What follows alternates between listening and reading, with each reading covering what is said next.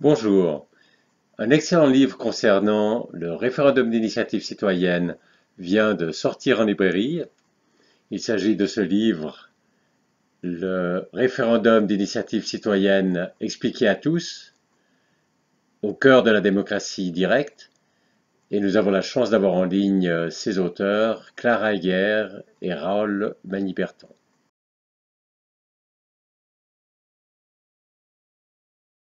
Alors bonjour Clara, bonjour Raoul. Vous, Bonjour. vous êtes tous deux professeurs à Sciences Po. Et vous avez écrit donc ce livre sur le RIC. Et je vous demanderai pour commencer de dire brièvement ce que les internautes, ce que les lecteurs peuvent lire, peuvent apprendre dans votre livre. Eh bien, ok, je vais répondre. En fait, ce livre fait le tour de l'usage du RIC dans le monde. Donc, à partir du XIIIe siècle, en passant par le XIXe et son arrivée au niveau national, et puis dans le monde aujourd'hui, où il y a 36 pays qui ont le RIC. Et l'objectif, c'est comprendre deux choses. D'abord, quand est-ce qu'un RIC marche ou marche pas, et aussi quels sont les effets du RIC sur la politique d'un pays. Voilà. Super. Ça a l'air très intéressant. Clara, est-ce que tu as quelque chose à rajouter? Et on va même apprendre les moyens de le mettre en place en France à la Ah, fin du livre. super. Voilà, ça c'est la vision globale. Et maintenant, on va passer à des questions plus approfondies. Euh, en trois parties.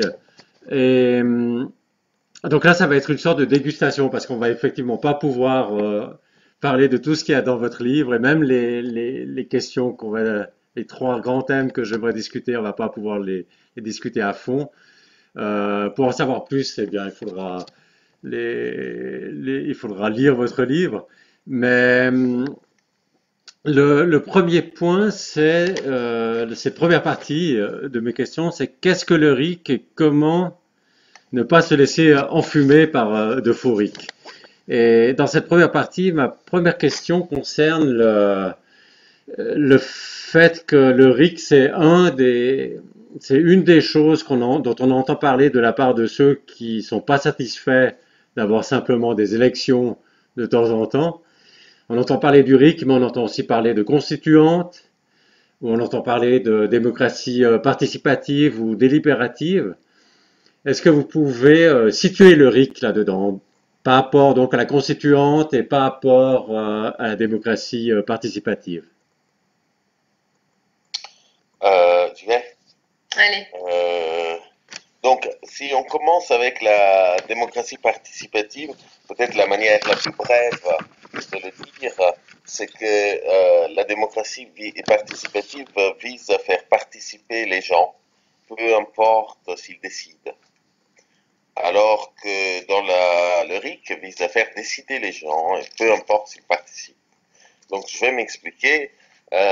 En fait, le RIC, c'est avant tout un droit fondamental, le droit de chaque citoyen de pouvoir écrire, proposer une loi ou l'abroger, et parallèlement derrière le droit de pouvoir dire oui ou non, de voter oui ou non pour chaque loi qui a été proposée. Donc, c'est un droit individuel, en fait. Alors que la démocratie participative n'offre aucun droit attaché à cette participation. Elle vise essentiellement à en fait faire participer les gens afin qu'ils s'éduquent, qu'ils puissent être de bons citoyens, mais il ne leur donne aucun droit réel de décider quelque chose. C'est pour ça que en réalité, partout où on observe des, des, des pratiques de ces dispositifs-là, là où il y a démocratie directe, c'est-à-dire le RIC, ça fonctionne. Comme dans ton pays, la Suisse, ça fonctionne depuis le 19e siècle. Une fois qu'il est mis en place, il continue, voire il s'accroît dans ses modalités. Alors que là où il y a démocratie participative, il a tendance toujours à mourir, le dispositif, après quelques années, et après avoir été peu à peu déserté par la plupart des gens qui, au bout d'un moment, ils s'aperçoivent qu'ils dépensent un temps énorme pour des effets très minces. Et de ce point de vue, le RIC, c'est exactement l'inverse. Il demande aux gens peu d'investissement, parce que chacun peut écrire une loi s'il veut, mais il peut aussi ne pas le faire, et au minimum, il peut voter, pour beaucoup d'effets, c'est-à-dire des changements qui peuvent être très importants. À l'inverse, la démocratie participative demande aux gens beaucoup d'investissement pour très peu d'impact. Donc, voilà pourquoi elle échoue systématiquement. Ouais. Concernant la constituante, ou tous les aussi versions de démocratie délibérative, d'assemblée tirée au sort, là aussi c'est quelque chose de très différent, c'est-à-dire c'est quelque chose qui peut se discuter par rapport à, au principe de représentation. Est-ce qu'on va élire les gens ou on les tire au sort? Est-ce qu'on fait un changement constitutionnel à travers le Parlement normal ou on choisit une constituante? Donc tout ça, c'est le principe à discuter comment on est représenté. Alors que le RIC, c'est pas ça. Le RIC, c'est la possibilité directement d'agir sur les lois. Donc en fait, quand on dit on fait un RIC constituant, en France, il y en a qui disent ça, c'est-à-dire on fait une pétition pour pouvoir convoquer une constituante. Mais ça, c'est juste la possibilité de faire un RIC pour faire une pétition pour lancer une assemblée qui décidera à notre place. Le vrai RIC, c'est quand on a le droit de décider directement. Donc en fait, c'est ça la différence. Un, c'est des droits civiques et politiques, le RIC. L'autre, c'est la discussion sur qu'est-ce qui représente mieux les citoyens, qui est très intéressante, mais qui est beaucoup moins fondamentale. C'est-à-dire, ça ne touche pas aux droits des gens, ça touche à une architecture institutionnelle, qu'est-ce qui est mieux. Voilà. Peut-être un élément qu'on peut ajouter là-dessus, c'est la question de... en fait, le RIC, c'est un instrument de démocratie directe. Pourquoi? Parce qu'à aucun moment, il y a des représentants qui interviennent dans le processus. C'est-à-dire, un individu est à l'initiative d'une décision, elle est soutenue par un certain nombre de personnes, qui ensuite sont les mêmes personnes qui décident ou non si cette proposition est acceptée et va être mise en place ou pas. Dans le cas de la démocratie participative, en fait, la personne qui décide à la fin, ça reste quand même un représentant. C'est pas la personne qui va être consultée. Il y a une personne qui initie, une autre personne qui est un groupe de personnes qui est consultée et une personne qui valide. La personne qui initie et qui valide n'est pas la personne qui va participer à la discussion. Et c'est la même chose dans l'Assemblée constituante. La plupart des propositions sérieuses incluent une possibilité de référendum obligatoire. Mais en fait, elle dépossède les individus de la proposition, puisque elle est mise dans les mains d'un représentant. Et ensuite, même s'il y a décision collective, ça reste quand même une décision par un représentant, par des représentants, même s'ils sont tirés au sort et malgré toutes les précautions qu'on peut prendre pour qu'ils soient des représentants, ça reste des représentants. Donc le RIC dans cette histoire, c'est le seul où les citoyens peuvent proposer et décider. C'est ça. Et dans ce sens, c'est donc bien plus intéressant que la démocratie participative où on participe juste à la discussion. Et puis la constituante où, comme tu as dit, on peut à la limite accepter ou refuser en bloc ce qui a été proposé par la constituante. C'est ça. En fait, même, je dirais que ce droit-là de proposer et le droit de décider, si on devrait vraiment en préférer un, c'est celui de proposer qui est le plus important. Qu'on puisse faire, quand on veut changer une seule chose dans notre pays, qu'on n'ait pas l'obligation de devenir élu ou tiré au sort ou député, de faire une carrière politique, qu'on puisse juste investir sur cette chose et revenir à notre vie normale. Donc ça, c'est le droit de proposition qui est essentiel. Alors bien sûr, si le droit de proposition aboutit à une décision par le Parlement, comme il se passe dans l'Union européenne, c'est assez frustrant parce que la plupart des propositions ne vont pas être validées. Donc le droit du veto, c'est aussi important. Mais en tout cas, ce qui manque vraiment dans les systèmes de constituantes, c'est que ça enlève le droit de proposition aux gens. Mais Donc c'est important ce droit de proposition, mais c'est vrai que c'est aussi, s'il y a juste le droit de proposition, on est encore très loin, On est très loin. parce que la D'ailleurs, dans le décision est quand même livre, très importante aussi. oui, dans le livre, on a dû analyser les choses du monde entier, et parfois il y a référendum sans droit d'initiative citoyenne, Mhm. et parfois il y a des droits d'initiative sans référendum. On a enlevé tout ça. Ça, c'est pas du RIC. Yeah. Le RIC, c'est quand il y a les deux. Et même qu'il y a des cas comme en Nouvelle-Zélande où il y a une initiative qui déclenche un référendum, mais le référendum n'est pas contraignant. Donc ça, on enlève aussi. Ouais, ouais. Parce- Donc on garde le RIC, c'est uniquement quand tout le processus est, est contraignant et qu'il est en main d'individus qui exercent leur droit de vote dans le cas du référendum et leur droit d'initiative dans le cas de pétition. Donc on voit que le RIC est nettement supérieur à ces deux, disons, ces deux cousins ou ces deux alternatives.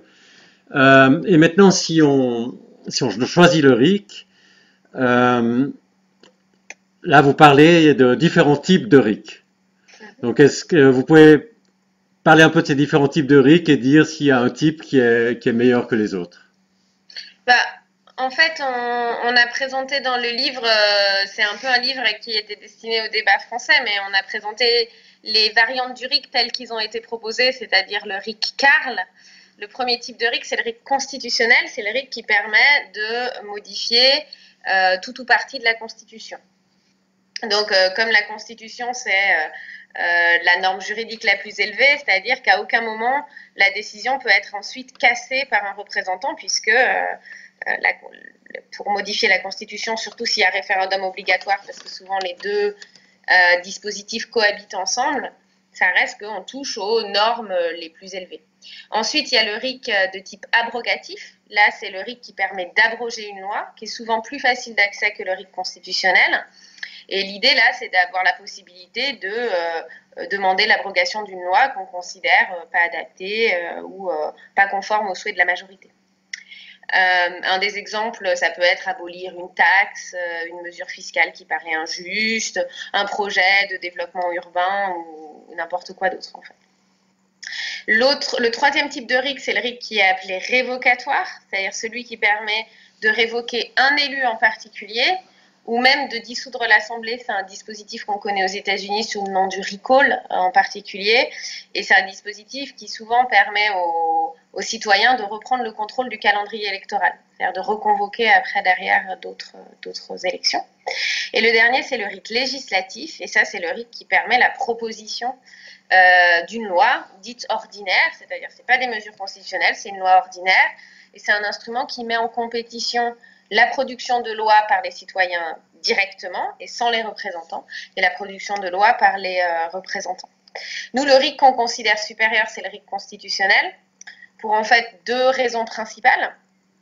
Le premier, c'est que, comme je l'ai expliqué, comme c'est souvent assorti à des dispositifs dans lesquels la Constitution ne peut pas être changée sans validation d'une majorité populaire, en fait, avec le RIC constitutionnel, on change le niveau de normes le plus élevé. Il n'y a plus possibilité pour les représentants de faire un changement derrière. Donc les citoyens gardent le dernier mot. C'est pour ça que nous on dit vraiment celui qui a le plus d'effet sur les citoyens, sur les politiques publiques, sur la vie politique, c'est le RIC constitutionnel, parce que c'est vraiment là où les citoyens ont le dernier mot sur le contrôle du processus. Et la deuxième chose, elle est d'ordre un peu plus pragmatique, c'est qu'en fait avec le RIC constitutionnel, on peut créer plein d'autres formes de RIC. Et souvent, un des problèmes, on en reviendra peut-être un peu plus tard sur cette question dans les dernières parties, c'est que quand on demande 4 choses, ben en fait, on peut vous en donner une et on va souvent vous donner la plus petite, celle qui est la moins coûteuse. Avec le RIC constitutionnel, on obtient une chose qui permet de créer toutes les autres formes de RIC. Parce qu'après, rien n'empêche d'avoir un RIC constitutionnel sur la mise en place d'un RIC abrogatoire. Alors que ce n'est pas possible dans le cas du RIC abrogatoire, ben on peut qu'abroger, mais on peut pas, il faut remener un combat pour une autre forme de RIC en fait. Si je peux ajouter, parce que donc sur le deuxième point qui est vrai important, je dirais même, j'ajouterais que le RIC constitutionnel c'est le seul qui peut se changer lui-même. Donc ça veut dire que même si on a un RIC pas génial, avec le temps, on peut le changer via cet instrument-là. via un RIC. Tous les autres, c'est pas possible. C'est pour ça que tous les autres stagnent quand il n'y a pas le RIC constitutionnel. La deuxième chose que je voulais dire, c'est juste approfondir un tout petit peu pourquoi c'est important que les citoyens aient le dernier mot. Et donc pourquoi c'est important le RIC constitutionnel. Parce qu'il y a deux raisons à cela. Clara a cité en particulier la première, c'est-à-dire que, en fin de compte, on peut considérer que les citoyens, quand ils légifèrent directement, la décision est plus légitime que quand ils légifèrent de façon indirecte, en choisissant des représentants, et ensuite eux, ils légifèrent. Donc ça, c'est une première raison. Mais il y a une autre raison d'ordre un peu plus technique, que quand on voit les dispositifs, l'équilibre des pouvoirs en général dans les démocraties libérales, le dernier mot est donné toujours au dispositif qui est plus difficile, à travers lequel il est plus difficile de prendre des décisions. Par exemple, entre l'exécutif, un gouvernement et le Parlement, on donne toujours le pouvoir de dernier mot au Parlement. Parce que l'exécutif, il peut prendre des décisions en 5 minutes. Le Parlement, il doit discuter longtemps. Donc si on donne le dernier mot à l'exécutif, il va tuer le Parlement. Et il peut à chaque fois changer. Or, comme le RIC, c'est l'instrument de production de la loi le plus lent qui exige donc beaucoup de signatures, un référendum qui est très lent. Alors qu'un gouvernement et un parlement, pour faire passer une loi, ça peut aller en 15 jours. Il est très important que ce dispositif-là, que ce soit le RIC, qu'il soit le dernier mot en cas de conflit. Parce que si ce n'est pas le cas, eh ben, le RIC va simplement disparaître parce que les décisions vont être facilement annulées juste après. Oui, merci bien. Donc c'est vraiment important de voir que le RIC constitutionnel est vraiment le cœur du RIC. Et puis je retiens en résumant là, il peut se changer lui-même, il peut aussi se protéger lui-même, et il peut faire les autres, quoi. Il peut faire aussi les autres formes de RIC. Euh, et Bon résumé. merci. Et, et maintenant, ma question suivante, c'est euh, comment faire un RIC bidon? C'est-à-dire que vous avez étudié le RIC qui existe dans le monde entier. C'est en fait un travail de moine de regarder tous ces utilisations du RIC partout. Et puis, alors ça donne énormément d'enseignements, eh bien, que les lecteurs pourront lire dans votre livre. Mais j'aimerais en extraire un, c'est sur souvent les gouvernements, ils ont mis un RIC quand il y en a un, ils en ont mis un parce qu'ils étaient un peu forcés. Et dans ce cas-là, ils ont essayé de faire le minimum. Et c'est intéressant de savoir, pour les Français, disons, de se prémunir, d'être conscient de comment, dans d'autres pays, les gouvernements se sont pris quand ils étaient forcés de faire un RIC pour faire un RIC qui soit pas un véritable RIC, pour faire un RIC bidon. Bah, peut-être, Raoul, je présente le principe et tu peux donner des exemples si tu veux. Ouais. Ou compléter, comme ça fait pas.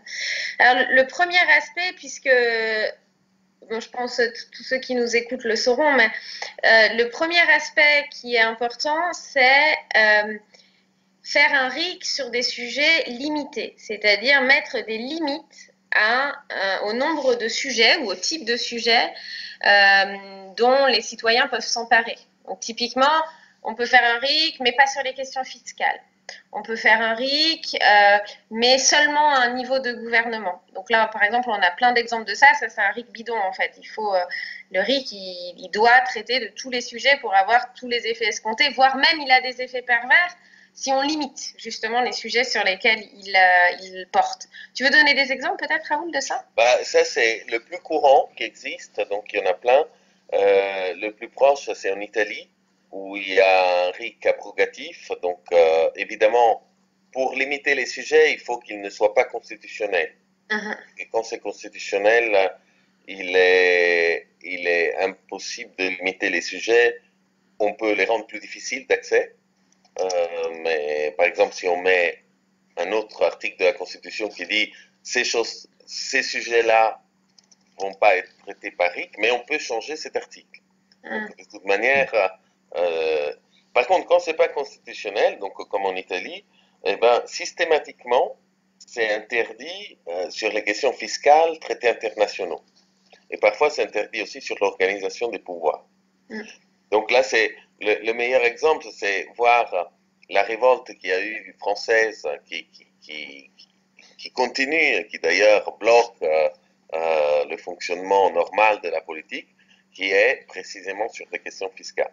Donc, les questions qui produisent le plus de conflits sont exclues du RIC. Donc, il ne peut pas plus exercer le rôle de pacificateur par rapport au conflit, qui c'est une de ses grandes qualités.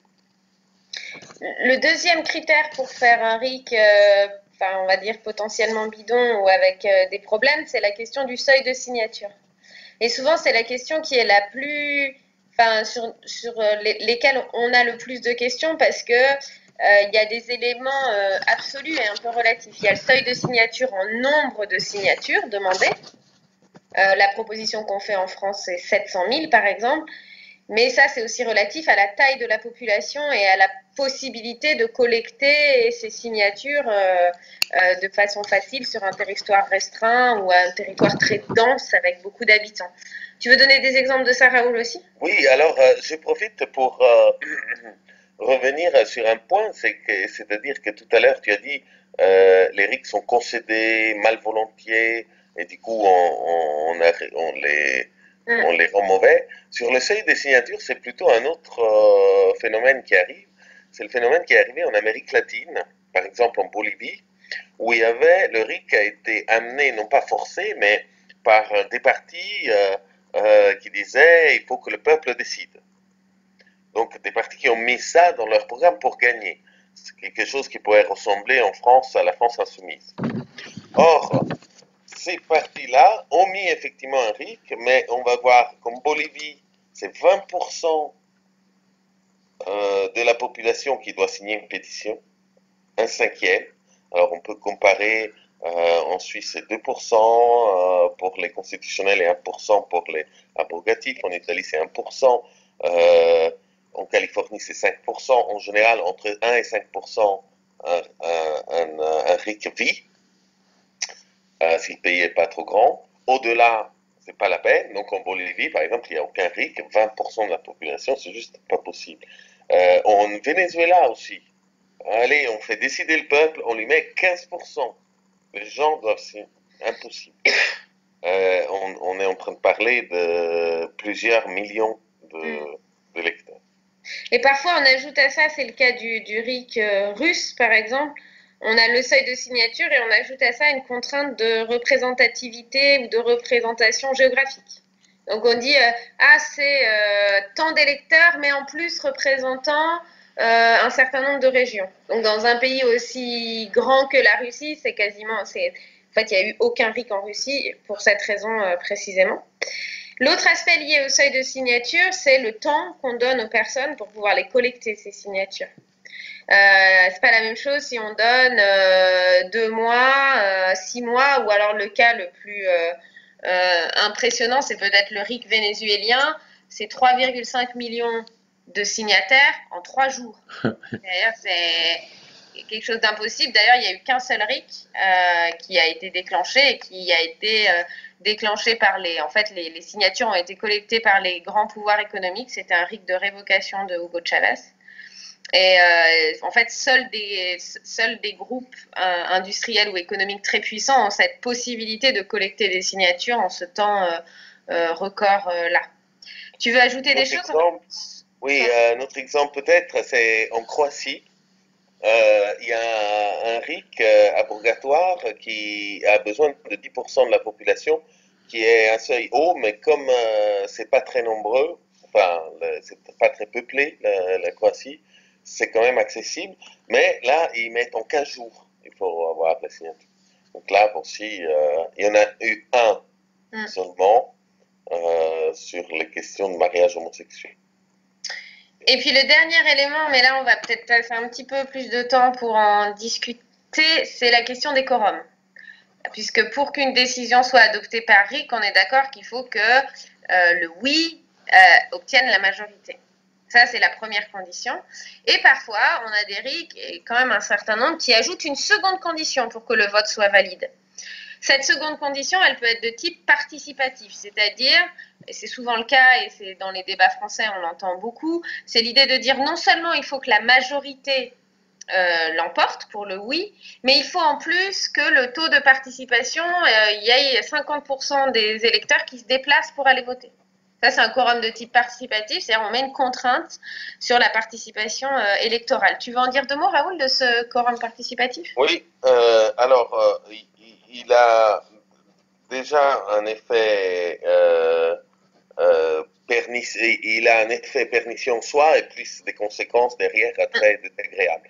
L'effet pernicieux, je prendrais juste ce point, c'est qu'on va prendre en Suisse depuis le début. Alors là, il y a une double majorité, mais il n'y a pas de quorum. Donc 51%, c'est suffisant. Et pourtant, depuis le début, depuis le 19e siècle, environ 9% des RIC ont abouti à une victoire du oui, des RIC constitutionnels. Donc c'est très peu. Et pourtant, il n'y a pas de quorum. Si on ajoutait le quorum, ça descendrait autour de 2%. Donc déjà, en soi, le fait de devoir obtenir la majorité, c'est difficile. Parce que les gens ont tendance à répondre non. Quand ils ne comprennent pas très bien, ils ne savent pas trop, on est tous un peu peureux face au changement. Donc déjà, en soi, il y a un obstacle naturel, c'est la tendance à dire non des personnes qui n'ont pas trop d'opinion. Si on ajoute à cela le quorum, c'est juste impossible. Alors, l'effet ultérieur pervers que ça a, c'est que ça, c'est quelque chose qui a été beaucoup vécu en Italie. C'est que, en fait, quand il y a un quorum participatif, au bout d'un moment, les gens qui sont contre, pour le non, préfèrent s'abstenir plutôt qu'aller voter non. Si le oui gagne avec disons, 48% vote oui et 4% vote non, eh ben, le référendum passe grâce à ceux qui ont voté non. S'ils s'étaient abstenus, ça serait 48%, donc le quorum ne serait pas atteint. Donc toute personne qui vote non aide en fait les gens qui veulent faire passer la mesure. Donc les gens qui votent, qui sont contre, s'abstiennent, et en plus, non seulement s'abstiennent, mais on parle le moins possible pour que les autres s'abstiennent aussi. Donc on a une des deux parties qui rame contre le débat public, etc., et veut absolument pas qu'on en parle. C'est très malsain, ça. Hein? C'est très malsain. C'est malsain au possible. Donc on a une situation dans laquelle on n'a que des arguments pour le oui, et mais il faut les chercher pour les trouver. Et la conséquence, c'est aussi souvent que quand du coup un référendum passe avec peut-être 96% de oui, mais il n'est pas validé parce qu'il n'atteint pas le quorum, ces oui sont très fâchés. Ça, c'est arrivé en Slovaquie. Il y avait un RIC pour limiter le prix des limousines des parlementaires. Pas pour interdire les limousines, hein, pour limiter le prix. Donc c'était modéré. Mais il est passé avec, évidemment, majorité écrasante, mais le quorum n'a pas été atteint. Donc dans cette situation, les gens qui votent oui peuvent se sentir lésés, et la confiance dans le système politique et dans les élus s'écroule, alors que le RIC a des vertus aussi pour donner plus confiance au système politique dans lequel on vit. Une question par rapport à... d'abord, Clara, est-ce que tu peux bouger ton... On te voit mal sur l'écran. Voilà, super. Moi, je pensais parce que je me vois pas, alors je sais pas où. Ouais, il faut peut-être... comment bouge-le encore, qu'on voie un peu... Voilà. C'est qu'il il se redépasse, je crois, après. Ouais. Il faut qu'on voie... Non, il faut qu'on... Dans le sens contraire, le sens contraire. Voilà, comme ça, ouais. Ça, c'est parfait, ouais. S'il bouge pas, c'est bien. Non, je bouge plus. Non, l'écran ne bouge plus. Concernant la Suisse, tu as dit tout à l'heure qu'il y avait très peu de votations, d'initiatives au niveau constitutionnel qui ont été acceptées en Suisse, bien qu'il n'y ait pas de quorum, etc. Et une explication, c'est la préférence pour le statu quo. C'est vrai que les Suisses sont aussi assez prudents, donc il y a certainement une préférence pour le statu quo. Mais c'est aussi possible qu'au fond, que les élus, comme ils savent que le peuple peut voter, Oui, ils Ça, c'est sûr. essayent Ça, de... c'est sûr. Ça, c'est ça, il y sûr. a l'effet indirect qu'on n'a pas parlé, mais c'est plutôt tout à l'heure, on pensait le sortir par En rapport au fait, fait du RIC. On appelle généralement, le RIC a deux effets, soit direct, soit indirect. Les effets indirects, c'est les effets sur les élus. Les élus, comme ils savent qu'une décision peut être prise à leur place, vont essayer d'être beaucoup plus consensuels, de chercher dans la population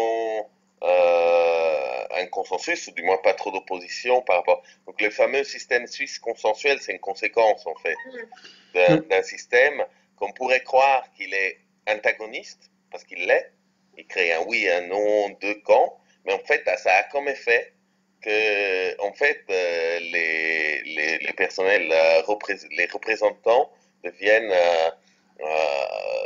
font pas une loi en 15 jours comme en France, ils prennent leur temps. Donc effectivement, cela peut être dû au fait que ceux qui lancent quand même des initiatives, malgré ça, c'est des initiatives qui sont très extrêmes ou minoritaires ou pas acceptées. Là. voire même, ce qu'on a pu observer, c'est que quand parce que là, c'est le cas de la menace un peu de l'initiative. C'est-à-dire du fait que parce qu'il y a cette possibilité d'être désavoué par la volonté populaire, bon, ben, on va plus consulter, on va s'assurer que les corps intermédiaires, l'opposition est plus d'accord. Donc ça crée aussi moins de besoin de l'initiative. Et l'autre chose sur laquelle on a très peu discuté sur le livre, mais il mériterait d'avoir aussi un peu plus de travaux là-dessus, c'est le fait que quand une initiative, elle perd, mais il y a une majorité qui était quand même, enfin pas une majorité, mais un grand nombre de personnes qui la soutenaient, souvent ça amène derrière les élus à faire des concessions. C'est-à-dire à se rendre compte que sur ce sujet-là, il faut faire entre guillemets un geste pour les personnes qui ont voté oui, n'ont peut-être pas gagné cette fois-ci, mais représentaient quand même une part importante de la population. Du coup, tout ça crée aussi un système politique. C'est pas que les Suisses sont plus consensuels, c'est juste que le système politique rend la politique plus consensuelle en tout cas. Ouais, bah tout ça est très intéressant. Donc, je trouve dans cette discussion, on voit aussi assez bien la texture de votre livre, disons, avec disons, des aspects théoriques et de principes, et puis aussi soutenu par des données sur comment le RIC est utilisé dans différents pays. Donc là, Si je peux, oui. si je peux ajouter un petit mot, parce que du coup, sur les quorums, il y avait deux autres façons Ah ouais? pour qu'on soit complet. On a parlé du quorum participatif, la participation électorale. Il existe aussi des quorums de type approbatif, pardon. À C'est quoi? l'idée que là, il faut que la personne, il faut que le oui atteigne un certain pourcentage des votants. C'est l'idée qu'il faut que pour passer, il faut que la mesure soit approuvée par une partie de la majorité des votants. C'est une sorte de majorité qualifiée ou bien? Non, non, ça Non. c'est le troisième. Ça, c'est le troisième, ça. Ça veut dire, par exemple, c'est dans les Länder allemands, souvent la règle la plus commune, c'est que pour que le RIC passe, il faut la majorité, mais aussi que les oui soient au moins 25%. Ah, c'est un minimum de... Ouais. Oui, voilà. Mais 25% des votants. Non, Du corps électoral. Des inscrits. Ouais, du corps des inscrits, ouais. Ouais. Et ça, c'est souvent un des instruments. Et ce qui est intéressant, ce qu'on s'est rendu compte, c'est que c'est parfois aussi les défenseurs du RIC tombent un peu dans ce piège-là en disant oui, mais il faut qu'on soit légitime, alors il faut qu'on puisse. Voilà, et pour montrer cette légitimité-là, on va montrer quand même qu'il y a une grande partie des gens qui étaient favorables au oui. Et puis la dernière, c'est ce que tu disais, c'est la question des majorités qualifiées. Okay. L'idée que tu n'as pas de majorité simple, mais une majorité de deux type tiers qualifié. ou comme ça. Ouais. Ça, si vous voulez, je vous ferai un exemple. Parce Mhm. qu'il y a l'exemple un peu spectaculaire des îles Palau en Océanie, qu'ils avaient un RIC et que, en fait, le problème, enfin là, à l'occasion, c'était un référendum obligatoire, parce que dans le livre, on met quand même un peu les deux parfois. Et c'était et il fallait une majorité qualifiée de 66%, comme au Parlement, 2 tiers. Et là, ils voulaient faire passer un traité d'accord commercial très populaire au début des années 90 avec les autres îles et les États-Unis. Et donc, ils ont fait passer la chose, mais 64% a voté oui. Enfin, les 66. Donc, ça a raté. Juste raté alors que Donc, c'était une large majorité. voilà. Ils ont recommencé. Alors, et ça, 61%. Et en 10 ans, ils l'ont refait 8 fois. Et ça passait jamais. Jusqu'au jour où ils ont dit, vous savez quoi, on va faire un autre. On va faire un référendum pour réduire la majorité et la remettre à la majorité simple, Euh, 51%. Là, ils l'ont obtenu, et donc ensuite le traité est passé facilement. Et depuis, ils font des RIC beaucoup plus souvent, et c'est très bien. Ils n'ont pas remonté. Voilà, non, ils n'ont pas monté. Ok, donc j'espère que les Français vont faire attention au sujet. Est-ce qu'on peut sur tous les sujets, aux, aux signatures, leur nombre et s'il y a des contraintes géographiques, au temps pour collecter ces signatures, et puis au quorum, qu'il soit les différents types de quorum que vous avez présentés, pour éviter de se faire refiler un RIC bidon. Et maintenant qu'on a discuté sur ce qu'est le risque et puis comment ne pas se laisser enfumer par des RIC bidons, j'aimerais passer à la deuxième partie qui est sur les objections au RIC. Alors de nouveau, on va pas discuter toutes les objections qui existent, mais on va en discuter trois. Et la première, c'est que souvent on entend dire le RIC fonctionne en Suisse, mais il pourrait pas fonctionner en France parce que les Suisses ils sont très pondérés, contrairement aux Français. Et on a presque l'impression que c'est génétique. Et qu'est-ce que vous avez à dire là-dessus? Bah, nous, en fait, on défend la thèse inverse et on a des très forts arguments de type historique pour le faire. Car on défend que c'est les institutions. Les institutions ont un effet sur la façon dont les gens aussi prennent des décisions politiques, s'ils sont plus consensuels ou au contraire plus énervés. On a l'image des Suisses très placides et pacifiques et puis des Français qui sont un peu plus tendus au quotidien sur les sujets politiques. En fait, historiquement, ça n'a pas toujours été le cas. On peut juste donner quelques petits repères. Je trouve sont un peu intéressants. D'abord, c'est en fait l'instauration du RIC, c'est disposer d'un outil dans les constitutions des cantons en Suisse qui permettent aux citoyens de faire la loi directement.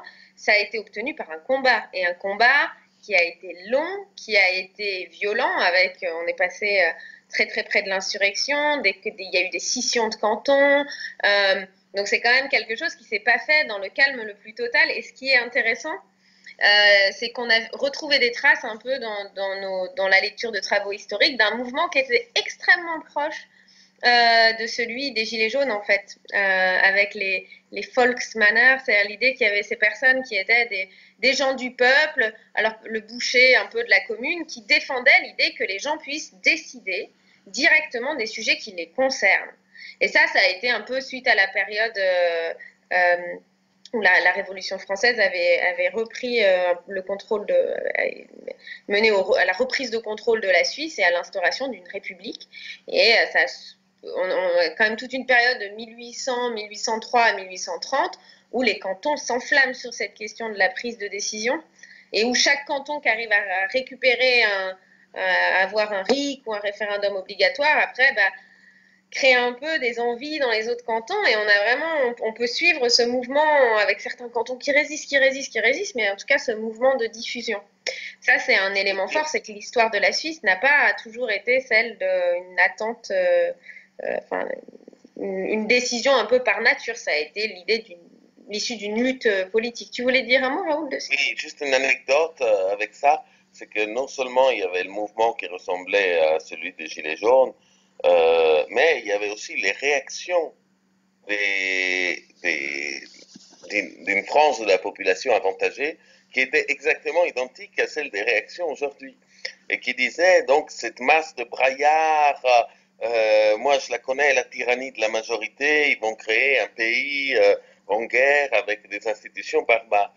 Et en fait, c'est ça qui indique aussi à quel point ces gens-là étaient vus comme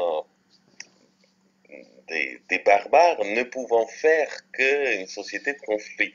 Quand on pense à ce que c'est devenu, c'est intéressant. Puis un autre contre-argument possible, c'est le cas français, puisque souvent on oppose le cas suisse au cas français en disant bah, les Français, il y a cette tradition révolutionnaire de la contestation. D'ailleurs, dans l'ouvrage, on montre bien que le RIC a un effet pacificateur en fait sur la vie politique. Il y a moins d'actions de type très contestatrice, puisque les gens ont un outil, donc ça institutionnalise un peu le conflit. Et la Révolution française, la première constitution, la première option de constitution post-révolutionnaire, elle a des éléments hyper importants de démocratie directe. Donc, il y avait déjà l'idée, voilà, 1791, la première constitution, il y a une forme de RIC un peu constitutionnelle, c'était Condorcet qui l'avait proposé, très complexe, mais quand même il était là.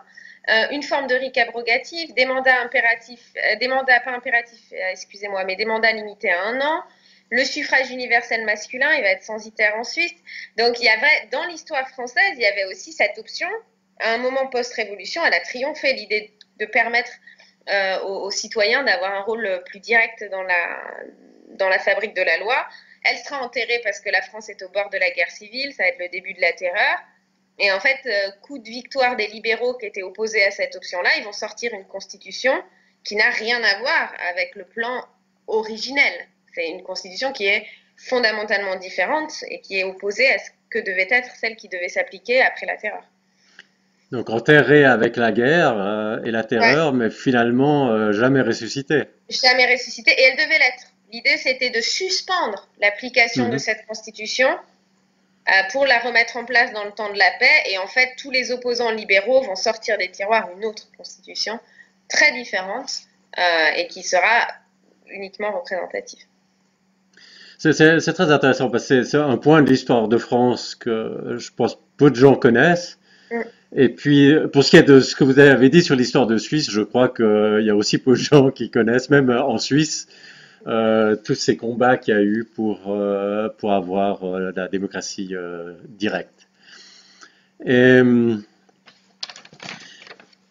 maintenant, quelque part, on a un peu enterré l'argument que les Suisses seraient par nature plus pondérés que les Français et que par conséquent, ce qui marche en Suisse ne marcherait pas en France.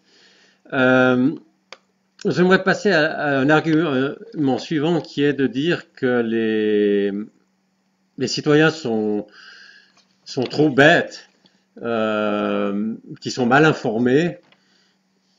Et là, vous avez dans votre livre une discussion sur l'information des citoyens, le lien avec le RIC. Là encore, je pense qu'on peut reprendre ce que disait Raoul sur un peu la persistance de cet argument-là.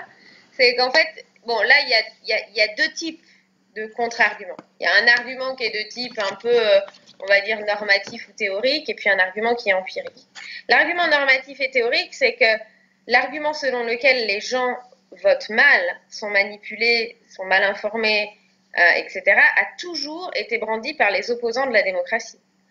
De tout temps. C'est-à-dire, quand il s'est agi du suffrage universel, on disait, bah non, il ne faut pas donner le pouvoir à la masse mal informée. Le suffrage féminin, les femmes sont manipulées par les curés, manipulées par leurs maris. Elles ne sont pas capables de prendre des décisions qui sont informées. Donc déjà, sur le plan théorique, si on défend cet argument, ça veut dire que du coup, il faut renoncer à tout type de prise de décision démocratique parce que les personnes votent toujours mal, en fait. Ça, c'est un premier argument. Aussi les élections. Et, donc les élections, ouais. Faut juste dire, faut espérer qu'on récupère quelqu'un d'informé qui arrive, qui est dictateur en fait, un dictateur bienveillant, et puis les gens arrêtent de se mêler de ces sujets-là. Et c'est, si on pousse cet argument sur le plan théorique, c'est ça en fait qu'on défend. L'autre aspect, c'est un aspect plus empirique sur ce que produit le RIC et ce que produit le fait de devoir se positionner fréquemment, devoir proposer des initiatives et décider sur le niveau de connaissance et de compétences politiques. Là, c'est peut-être un des enjeux sur lesquels quand même il y a beaucoup de travaux scientifiques et depuis quand même assez longtemps. Et je vais juste expliquer rapidement comment on mesure ça, parce que je pense que c'est important. La connaissance politique, ça veut dire à quel point vous connaissez le système dans lequel vous vivez. Et ce qui est assez génial avec le RIC, c'est que comme on en a discuté, hein, la Suisse là, en matière constitutionnelle, est voisine d'États qui n'en disposent pas ou pas à ce niveau-là. Et en plus, aux États-Unis, on a la moitié des États qui disposent du RIC et la moitié des États, grosso modo, qui n'en disposent pas. Donc on peut comparer. Et on peut regarder les effets, on a du recul. Et ce qu'on voit, c'est que les personnes qui vivent avec un RIC ont plus de connaissances politiques que les personnes qui n'ont pas cet outil. Et ça paraît évident quand on a l'habitude d'utiliser cet outil, parce que quand il faut rédiger une initiative, eh ben, il faut se renseigner sur quel est le statut de la législation, qui est compétent pour appliquer cette mesure, etc. C'est beaucoup de travail quand même. Et c'est ce travail qui est d'habitude fait par les élus, qu'on ne voit pas. Ben là, il est fait par les gens. Donc, ça a un effet fort sur ça. L'autre aspect, c'est la question de la compétence politique. Et c'est la question de savoir si les gens sont capables d'expliquer pourquoi ils votent d'une certaine façon. D'ailleurs, ils ne disent pas « Ah, j'ai voté Macron parce qu'il a une chemise bleue ». Ils disent « J'ai voté Macron parce que mon intérêt est plutôt celui-là », etc. Ils sont capables de construire un argumentaire. Là, les études, on en a moins, mais ce qu'on voit, c'est que les personnes les citoyens qui vivent avec le RIC sont plus à même de justifier la façon dont ils votent avec des arguments et un niveau d'information. C'est-à-dire, ils sont capables de citer de l'information, de dire j'ai voté comme ça pour cette raison. Le dernier point, là, il est plus... moi, c'est le point qui m'a peut-être le plus surprise. C'est la question de savoir si les électeurs sont toujours manipulés, est-ce qu'ils sont plus manipulés avec un RIC. Et là, il y a une étude qui a été menée en Californie par un chercheur notamment pour comprendre la façon dont les gens votaient sous les initiatives citoyennes. Et il avait un modèle qui était le modèle de presque le bon élève, donc l'électeur très informé, qui s'est beaucoup renseigné sur le sujet, qui a lu tous les argumentaires et qui prend sa décision sur cette base-là. Puis il y a le modèle de l'électeur pas informé du tout, qui vote un peu au hasard. Puis entre les deux, il y a l'électeur qui, lui, n'est pas forcément très informé. Par contre, il s'est renseigné sur la position des gens autour de lui.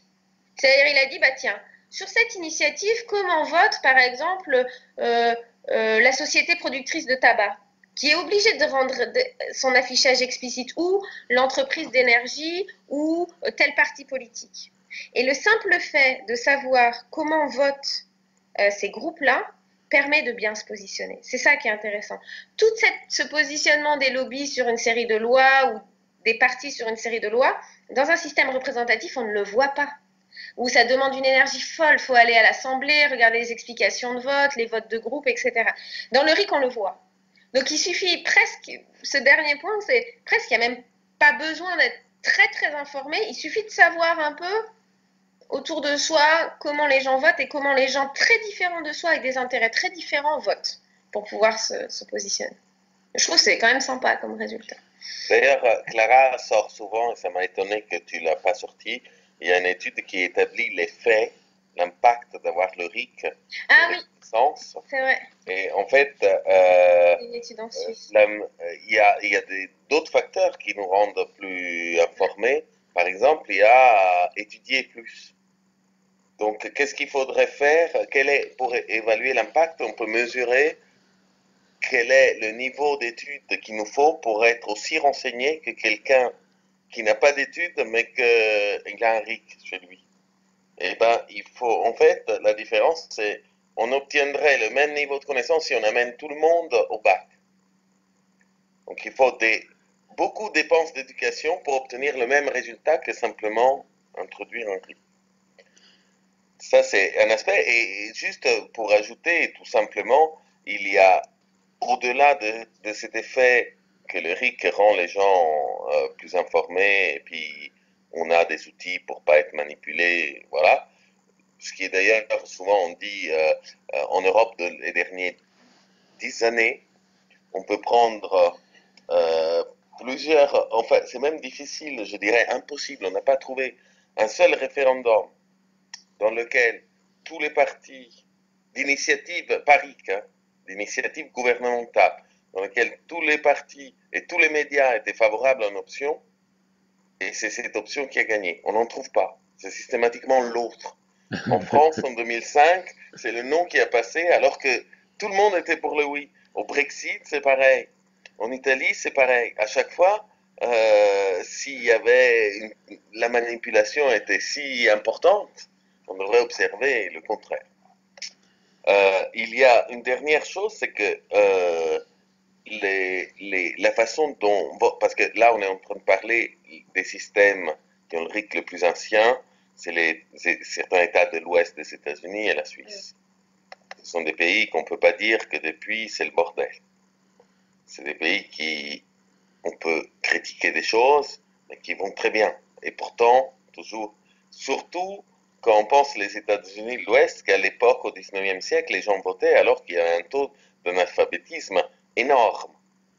Et alors, on se dit, bon, ils se sont éduqués vite, oui, en partie, oui. Mais il y a aussi le fait tout simple, qui arrive à mieux gérer une boulangerie? Le boulanger ou le prix Nobel d'économie, à supposer que les représentants soient des prix Nobel d'économie? Eh bien, le boulanger a quelque chose pour lui de nettement supérieur, c'est que c'est lui qui perd l'argent. Donc, par exemple, quelque chose qui est observé régulièrement, c'est que quand on a RIC et référendum obligatoire, la dette publique est plus faible. La dette publique, c'est un exemple de responsabilité collective aussi. Et cet effet-là est régulier parce que, bon, certes, admettons que les représentants sont tous très compétents, mais ça, c'est une hypothèse totalement fantaisiste. Mais même si c'était le cas, comme c'est pas eux qui perdent leur argent, et eux, ils sont plutôt incités à être réélus plutôt qu'à épargner leur argent, ben, ils vont faire des mesures qui sont efficaces pour être réélus. Par exemple, payer des clientèles avec, pour qu'ils soient encore appuyés, même en provoquant un peu de dette. Donc, c'est pour ça que les systèmes sans RIC ont tendance à être, en fait, plus incompétents collectivement que les systèmes qui en ont. Oui, c'est intéressant. Donc là, vous avez les internautes qui vous ont écouté maintenant, ils ont certainement repéré toute une série, au fond, d'arguments contre l'idée que le peuple est trop bête pour le RIC.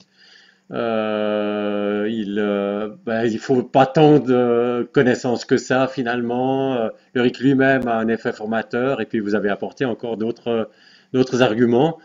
Et puis tout ça fondé sur documenté par des études, disons, c'est un des points forts de votre livre, c'est qu'il y a des études derrière ces affirmations, disons.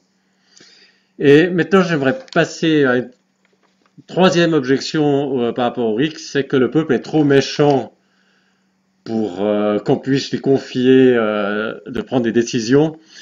Alors, plus concrètement, il y a l'exemple, par exemple, de la peine de mort. On dit que, que s'il y avait le RIC en France, eh bien, il y aurait la peine de mort n'aurait jamais été abolie.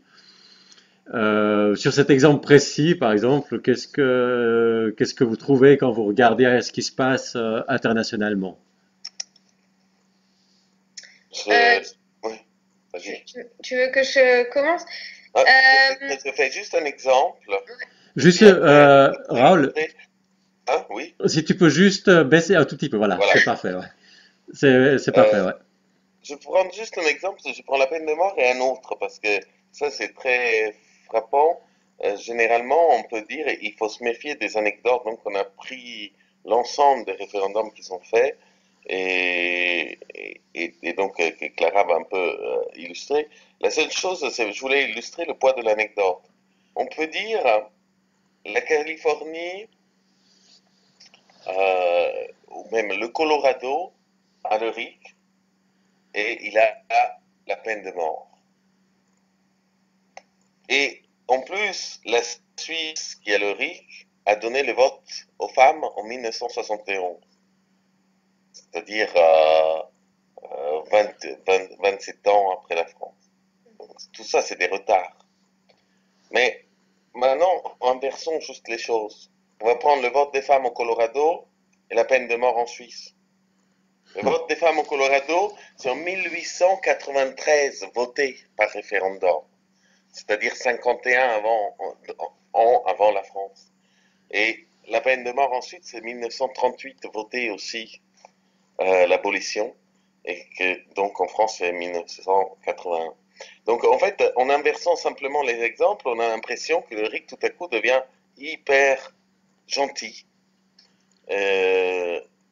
En fait, ça dépend vraiment des situations. Donc tu peux peut-être faire un cadre plus général de ça. Ben, en fait, c'est souvent une question qui... parce que là encore, il y a deux points. Il y a, est-ce que les gens sont naturellement méchants? Mais je suis pas sûre que c'est ça. Est-ce qu'il y a une mauvaise nature humaine? Ça porte un peu Disons, moins. j'ai utilisé le mot méchant, mais peut-être que Ouais. je laisse ça un peu de côté parce que, Ouais. comme bête, c'était aussi la bêtise des uns et la sagesse des autres. Non, Pour ça, mais je vois bien. En fait, je pense qu'on pourrait reformuler la question, parce que je pense que l'exemple de la peine de mort le montre bien. C'est est-ce que le RIC, c'est un outil qui détruit les droits civiques et politiques? Si c'est ça la question, parce que c'est vrai qu'on pourrait interpréter comme ça, les gens sont méchants, c'est-à-dire ils détruisent les droits civiques et politiques, et encore plus les droits des minorités. Bon, là-dessus, la réponse est non. Le RIC en lui-même, non. En fait, le RIC rend les décisions conformes aux souhaits de la majorité. Donc ça veut dire que si la majorité des personnes dans une région par exemple, pense d'une certaine façon, le RIC en lui-même n'a pas l'effet de détruire les droits civiques. Les représentants pourraient le faire aussi. C'est important déjà de mettre ça en contrepartie. Aujourd'hui en France, il est plus probable que la peine de mort soit rétablie par un représentant que par RIC, au regard de ce qu'on sait des États, de ce que pensent les Français sur la question de la peine de mort. C'est quand même hautement, très très hautement improbable, si je prends vraiment beaucoup de précautions, que ça se produise. Ce qu'on observe aussi en Europe, c'est que c'est vrai que sur la question de la peine de mort en particulier, il y a une spécificité des États-Unis. Mais c'est aussi l'endroit où, souvent quand on fait des recherches sur l'effet du RIC, on essaie de savoir s'il y a un effet propre. C'est-à-dire, est-ce que le dispositif en lui-même a un effet qui est dû au dispositif seulement, ou est-ce qu'en fait, ce qu'on observe, c'est juste le fait qu'il capte ce que pense la majorité? Or, aux États-Unis, sur la question de la peine de mort, ce qu'on observe, c'est qu'il y a des États où la majorité de la population est favorable au maintien de la peine de mort, et le RIC capte ça, en fait. Et c'est très fluctuant. C'est-à-dire que des fois, dans l'histoire, ça monte, ça descend. Par contre, en Europe, la peine de mort qui a été retirée par RIC n'a jamais été remise. Jamais. Ça, c'est sûr. Ce qui est plus effectivement improbable dans le cas un représentant pourrait toujours arriver et le rétablir. En plus, ce qu'on voit un autre effet du RIC, c'est qu'il rend l'accès aux droits civiques et politiques plus durable, plus stable. Parce que c'est très très rare qu'une décision, une ouverture de droit par RIC, on soit revenu dessus, quoi. Une fois que... Si je peux juste synthétiser, l'idée c'est que aux États-Unis, il y a la peine de mort qui est RIC ou pas. Et en Europe, il n'y a pas de peine de mort qui est RIC ou pas. Donc, mais il y a plus de risques. Ce qu'on voit en Europe, de l'évolution de certaines arrivées au pouvoir, de partis politiques et de représentants, c'est qu'il y a plus de risques avec des systèmes aujourd'hui et des partis qui du coup captent l'insatisfaction à l'égard du système et le manque de représentation du système qu'il n'y a que s'il y avait un RIC. Et ça, c'est un effet qu'on a bien vu. Peut-être c'est un effet sur un peu les groupes radicaux, qui défendent des options politiques très radicales, qu'elles soient radicales conservatrices ou radicales progressistes. C'est qu'une étude qui a été menée sur les jeunes Suisses, par exemple, montre que les jeunes Suisses, et surtout quand ils sont très radicaux, sont très satisfaits de leur système politique. Et les minorités, c'est un même résultat qu'on retrouve aux États-Unis sur la question des minorités. En Suisse, les radicaux de type très anticapitalistes, défenseurs de l'islam politique ou conservateurs de type très réactionnaire, sont très très satisfaits du système dans lequel ils vivent. Et aux États-Unis, les minorités défendent le RIC de façon assez farouche. C'est aussi un outil qui permet à ces minorités de ne pas être écrasées, en fait. Mhm. Et dans l'histoire, c'est souvent des gens qui étaient des perdants et des minoritaires qui l'utilisaient, cet outil, et qui le défendaient fortement. Bon, ben, là, vous avez donné toute une série d'arguments contre trois objections qu'on entend souvent par rapport au RIC. Et puis, maintenant, j'aimerais passer. J'aimerais juste une question par rapport à l'argumentation, avant de passer à la partie suivante. Une question sur quand les gens disent avec le RIC il y aurait la peine de mort, et puis vous répondez, ben non, c'est indépendant, ça dépend au fond si vous êtes aux États-Unis ou en Europe, ça dépend de ce que veulent les gens, mais c'est pas lié à l'instrument RIC. Et puis le RIC préserve bien les minorités, etc. Euh, mais revenons à la peine de mort, par exemple, ou à d'autres sujets. Euh, je crois que c'est important de dire, quand certains disent on est contre le RIC parce que les gens vont voter ça, de dire bon non, ben, si les faits montrent que les gens votent pas forcément ça, c'est important de le dire. Mais est-ce qu'il n'y a pas un danger d'être quelque part tiré sur un terrain qui est un faux terrain, dans le sens que si on est pour la démocratie ou pas, c'est une question de principe, c'est parce qu'on estime que le peuple a la légitimité, et ça devrait en principe pas dépendre de est-ce que le peuple vote comme moi sur tel ou tel sujet. Parce que sinon, ça devient des sortes de faux démocrates qui disent ces sujets-là où le peuple vote comme moi, j'aimerais bien que ce soit le peuple qui décide. Mais sur les autres sujets où j'ai plus d'espoir d'avoir une influence sur les élus, je préfère que c'est les élus qui... est-ce qu'il y a un problème là d'être tiré sur un terrain qui est un faux terrain, et si oui, comment le gérer? Bah, je pense que ce problème, il est aussi, il se pose de façon. Moi, j'ai été extrêmement surprise de voir la façon dont en France, dans une série de conférences, les, les citoyens ne se sentent pas légitimes pour décider. Et même les personnes qui font des ateliers pour créer des RIC, créent des RIC avec un niveau de contrôle en disant, bah non, c'est pas tous les sujets, seulement les sujets importants, et puis il faut des quorums très forts pour éviter qu'on prenne des mauvaises décisions, etc. Donc je pense qu'il y a vraiment un effet, en fait, d'avoir vécu dans un système où le pouvoir est très éloigné des gens. Et en plus, on dit, mais c'est bien comme ça, vous voyez, c'est bien comme ça parce qu'on vous préserve d'un grand mal qui est le fait que vous puissiez prendre la décision. Donc moi, je suis complètement d'accord avec toi. On devrait porter le sujet sur ces questions, même si c'est vrai que l'argument empirique reste quand même un argument important, parce que c'est vraiment c'est difficile de changer la focale et de dire oui, on est légitime, quoi. C'est-à-dire quand on voit, par exemple, en fait, plein de gens ont peur de la montée de certains partis, de comment les gens vont décider, mais ils ne se rendent pas compte que souvent ils voient ça et ils traitent le RIC en soi, mais ils ne le comparent pas à ce qu'on a. Et il y a tous les problèmes de ce qu'on a aujourd'hui. Et c'est souvent, quand on conclut nos conférences, on a aussi des questions sur ouais, mais c'est pas la panacée quand même. Allez, vous allez bien nous dire que c'est pas la panacée, qu'il y a plein de problèmes. Oui, mais il y a deux questions différentes ici. Est-ce que l'outil a des problèmes comme décision collective? On peut l'améliorer, oui. Est-ce qu'il est mieux que ce qui existe dans les systèmes représentatifs? Oui. Plus de démocratie, c'est mieux que moins, ça c'est clair. Est-ce que chaque système a potentiellement des petites difficultés? Oui, il faut les adapter, mais ça c'est une autre question. Mais c'est vrai que c'est très très difficile de rentrer sur ces terrains-là parce qu'il faut faire sauter aussi un certain nombre de verrous et de peurs qui sont pas fondées. Donc c'est pour ça qu'aussi qu'un des arguments qu'on voulait montrer, c'est dire c'est pas vrai, c'est pas un saut dans l'inconnu. On sait des choses, on sait sur ce qu'il produit, c'est pas un saut dans l'inconnu. Et même si on regarde avec le passé, à chaque fois qu'on a eu plus de démocratisation, ça n'a pas mené à des catastrophes. Les gens votent pas particulièrement mal, quoi. Moi, je voudrais aussi dire quelque chose. Effectivement, s'il y avait dilemme, c'est vrai que je serais un peu d'accord avec toi. C'est-à-dire, supposons qu'on découvre que quand les gens votent directement, on arrive à des choses qui sont plus mauvaises, au moins plus mauvaises à nos yeux. Là, il pourrait y avoir dilemme. Alors, est-ce qu'on est vraiment pour faire décider les gens ou est-ce qu'on est pour un truc d'expertise qui serait mieux Mais d'un autre côté, que les gens ne sont plus maîtres de leur destin. Donc, s'il y avait ce dilemme, la conversation pourrait avoir un sens. En fait, quand on voit les résultats, c'est qu'il n'y a même pas ce dilemme. Mhm. C'est pour ça qu'il y a la discussion.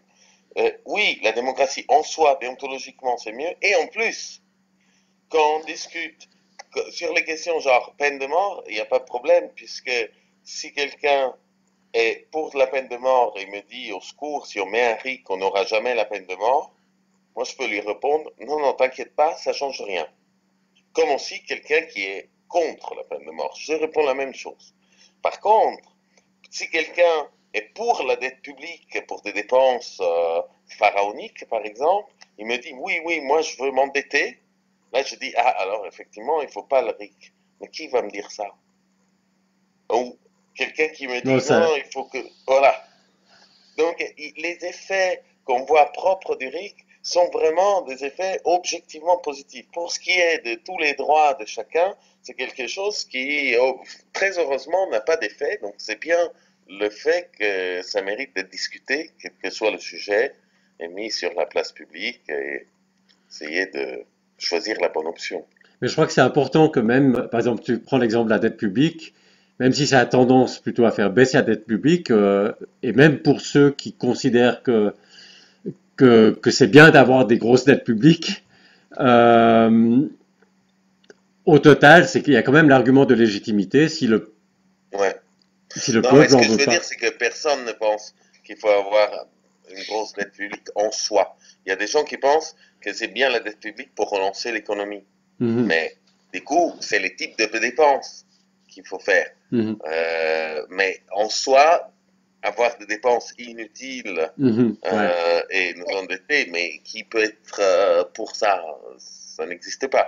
Donc, ce que je veux dire, c'est que oui, le RIC est neutre, c'est-à-dire il y a des arguments déontologiques, mais il y a aussi, ce qui est bien, c'est que c'est en plus en termes d'efficacité, des valeurs partagées, et ça marche. Ce qui est logique parce que le RIC donne à 51%, donc généralement quand c'est consensuel, c'est plutôt cette solution-là qui est prise.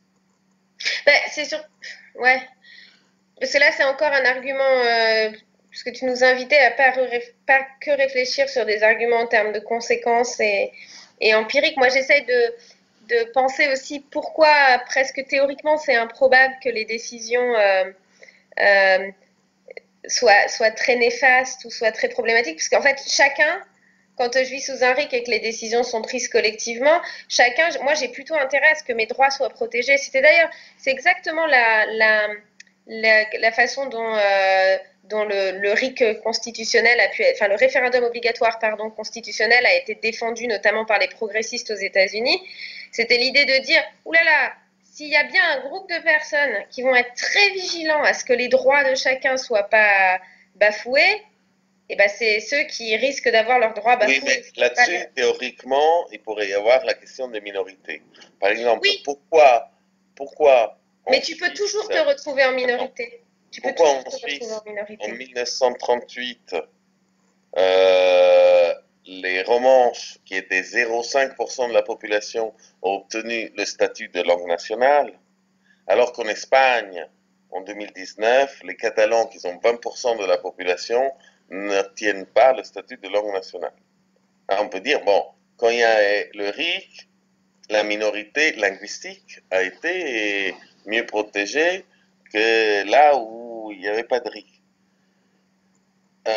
Mais la question est pourquoi? Parce qu'on pourrait imaginer qu'avec le RIC, les minorités sont privées de droits. Non, parce que ce que je voulais dire, c'était que oui, on peut l'imaginer en théorie. Mais moi, j'ai toujours le risque, quand il y a un RIC, j'ai toujours potentiellement le risque sur un sujet de me retrouver en minorité. Il peut toujours se passer un élément sur lequel je vais me retrouver oppressée par la majorité, donc je vais avoir aussi une tendance à être plus protective en termes de droits individuels, parce que je peux me retrouver demain celui qui a les droits bafoués. Je pense que c'est ce qui se passe en Suisse, parce qu'il y a je sais pas, plus qu'une dizaine de votations par an. On gagne, ça doit pas être beaucoup de gens qui gagnent à chaque coup. Donc, Ouais. à la fin de l'année, tout le monde va dire sur tel ou tel point, le peuple a mal voté, disons la majorité a mal voté, et puis moi j'étais dans la minorité, et puis donc chacun se retrouve de temps en temps dans la minorité et a intérêt à ce que la minorité soit respectée. Ouais. J'aimerais qu'on passe maintenant à la question. Donc, on voit que on a répondu à certaines objections au RIC, et puis donc on arrive à la conclusion que le RIC est une bonne chose. Et j'aimerais qu'on passe à la troisième partie, qui est de savoir comment introduire le RIC en France. Et pour commencer, donc l'introduire, ça voudrait dire qu'il faudrait modifier la Constitution française. Et la première chose que j'aimerais explorer, c'est comment il faudrait la modifier. Alors, vous, dans votre livre, vous présentez plusieurs propositions qui existent de modification de la Constitution pour introduire le RIC en France. J'aimerais me centrer sur la proposition que vous préférez, mais juste avant de parler de ça, j'aimerais juste clarifier un point par rapport à la proposition de la France insoumise. La question de savoir, est-ce que tout au début de notre entretien, vous disiez le RIC constitutionnel par lequel des citoyens peuvent récolter des signatures pour proposer en votation populaire une modification de la Constitution sur un point précis. Ce RIC constitutionnel-là, c'est le RIC le plus important, c'est le cœur du RIC. Et ma question est de savoir, est-ce que dans la proposition de la France insoumise, est-ce qu'il y a ce cœur du RIC ou pas? Bon, Raoul, c'est pour toi celle-là. Donc, il n'y a pas, déjà, parce que la proposition de la France insoumise ajoute 4 articles. 4 articles qui, quand on les lit en eux-mêmes, aucun ne permet de déduire qu'il y a un changement constitutionnel, puisqu'il y a un RIC législatif, un RIC abrogatoire, un RIC révocatoire et un RIC qui n'est pas un RIC, c'est pour pouvoir convoquer une assemblée constituante. Alors, eux, ils ont été accusés de ça, mais ils se défendent en disant si, mais dans les motivations, nous avons dit que le RIC législatif pouvait porter aussi sur les articles constitutionnels. Les motivations d'une loi, c'est pas ce qui est dans la loi, c'est ce que on donne notre intention. Le problème, c'est que si c'était constitutionnel, il faudrait aussi changer l'article il y en a toujours un seul dans les constitutions, qui nous dit comment faire pour changer la constitution. À chaque fois, il y en a un qui dit comment faire.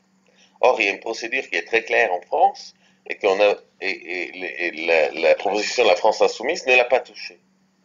S'il ne l'a pas touchée, c'est que leur proposition n'est pas constitutionnelle.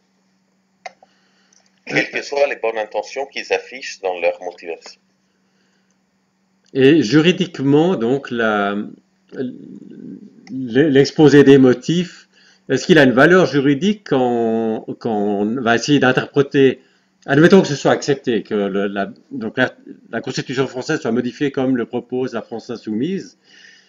Donc ils disent que quand ils parlent des initiatives pour changer les lois, ils disent que ça peut être des lois, dans l'exposé des motifs, ils disent que ça peut être des lois constitutionnelles. Est-ce que ça pèse quand même quelque chose ou vraiment pas du tout? L'exposé des motifs, on peut imaginer, ça pèse pas, hein, légalement, il n'y a aucune raison que légalement, ça pèse pas. Ouais. Okay. Mais on peut imaginer que psychologiquement, que maintenant le juge qui va statuer, donc à l'occasion de la Cour constitutionnelle, va décider si c'était possible ou non, si on peut l'interpréter comme ça ou non. Mais dans cette situation, et même si la Cour est d'accord avec les insoumis, ce qui est assez improbable, ce qui est très improbable, il se trouve dans le problème de dire mais oui, mais c'est en contradiction avec l'autre article. Donc comment on va faire? Okay. Donc là-dessus, soit la France insoumise avait une intention de créer cette confusion parce que cette contradiction, soit ils l'ont fait trop vite, ils n'étaient pas très compétents. Alors, comme on est bienveillant, on pense qu'ils n'étaient pas compétents. Ok. Donc, s'il y a des internautes qui nous écoutent et puis qui ont des liens avec la France insoumise, ben, je serais intéressé à ce qu'ils laissent en commentaire leur propre interprétation de ce problème. Donc, le problème que le cœur du RIC n'est pas dans le RIC de la France insoumise, il est dans l'exposé des motifs, mais qui pèse pas légalement. Bah, qui nous explique pourquoi ça s'est passé comme ça. Peut-être s'ils sont à l'intérieur de la France insoumise, qui posent la question à l'intérieur de la hiérarchie de la France insoumise pour en savoir plus. En tout cas, moi, je serais très intéressé de savoir ce qui s'est passé à la France insoumise et si les internautes pouvaient me le dire en commentaire, je serais très intéressé. Donc ça, Moi aussi. hein. Moi aussi. Et ça, c'est pour la proposition de la France insoumise. Mais maintenant, j'aimerais qu'on passe à la proposition qui vous paraît la meilleure. Oui. Donc, en fait, je vais dire la proposition, puis je vais dire aussi pourquoi il nous paraît la meilleure. La proposition, c'est simplement changer ce fameux article qui est l'article 89 en France et qui dit comment la Constitution peut être changée. Aujourd'hui, il est très clair. Il dit qui a le droit d'initier un changement constitutionnel et qui a le droit de dire oui ou non, d'accepter ce changement. Alors, qui a le droit de proposer? Le président, sous proposition du gouvernement, ou le Parlement, un parlementaire. Ça, c'est ce qui est possible aujourd'hui. Donc, les citoyens n'ont pas de possibilité d'initier un changement constitutionnel. Ce que nous, on propose, c'est d'ajouter un troisième, de dire 700 000 citoyens ont aussi la possibilité d'initier un changement constitutionnel. On garde le reste, donc l'article ne le change pas beaucoup, juste, c'est le président, c'est un parlementaire et 700 ou 700 000 citoyens. Le deuxième aspect, qui a droit de refuser ou non, en France, c'est déjà prévu que ce soit par référendum. Mais il y a une petite clause dans cet article 89 qui va dire toutefois, il dit, c'est aussi possible de réunir en congrès les deux assemblées et de faire le changement, d'approuver le changement par 3/5 des députés. Comme c'est présenté avec toutefois, c'est une option qui paraît mineure quand on lit la Constitution, mais quand on voit les vrais changements, sur 24 changements constitutionnels qui ont été faits depuis la Ve République, 23 ont utilisé la clause toutefois. Un a utilisé le référendum. Donc, nous, ce qu'on propose, c'est supprimer la clause toutefois. Tout simplement. Il n'y a Mhm. pas à changer, à ajouter, il faut juste supprimer. Donc, finalement, le référendum deviendrait un référendum obligatoire, c'est-à-dire qui que ce soit veut changer la Constitution, il doit entériner ça uniquement par référendum. Ça, c'est la formule référendum obligatoire. Et il y a la formule référendum d'initiative citoyenne, puisque 700 000 citoyens peuvent aussi être à l'initiative de ce changement. Nous rallongeons un petit peu plus cet article pour préciser un peu les modalités et éviter que cela ne soit pas trop difficile à appliquer, mais je ne descends pas dans le détail, c'est peut-être pas très intéressant. Mais les Ce qui est modalités important, sont inscrites dans la Constitution et ne peuvent donc pas être modifiées par les élus. oui, ne peut pas être modifié puisque seulement un référendum à ce moment-là pourrait modifier un texte Mhm. constitutionnel. Mais les élus pourraient proposer un changement de ce texte, mais ce changement devrait être validé par référendum. Mhm. Alors, naturellement, c'est une option. L'option qu'on propose est minimaliste parce que un des personnes qui ont collaboré à l'écriture de ce livre, parce que ce qu'on n'a pas dit, c'est que on est deux à l'écrire, mais on est une équipe de 6. Il y a 4 derrière qui ont fait toute une série de recherches derrière qu'on a. euh, et donc, l'un d'eux, Albin, Guillaume s'appelle, il a compté les changements. Ce changement qu'on propose rallonge la Constitution de 45 mots, donc pas beaucoup, Mhm. tout en changeant le régime, en fait, dans lequel on vit. C'est Alors, efficace, il ouais. faut renoncer. Hein? C'est efficace. C'est efficace, non? Alors, il faut par contre renoncer à avoir les autres formes de RIC pour le moment, c'est-à-dire c'est juste le RIC constitutionnel, et pour les raisons qu'on a dit avant, nous on pense que c'est important parce que les autres formes de RIC peuvent être amenées par RIC, Et c'est même mieux. C'est-à-dire que une revendication qui se fait dans un bureau, comme nous on a fait le livre, doit être minimaliste, puisque certainement les autres formes de RIC vont être meilleures si au lieu de les proposer nous, vont être issues d'une pétition de 700 000 personnes et validées par référendum.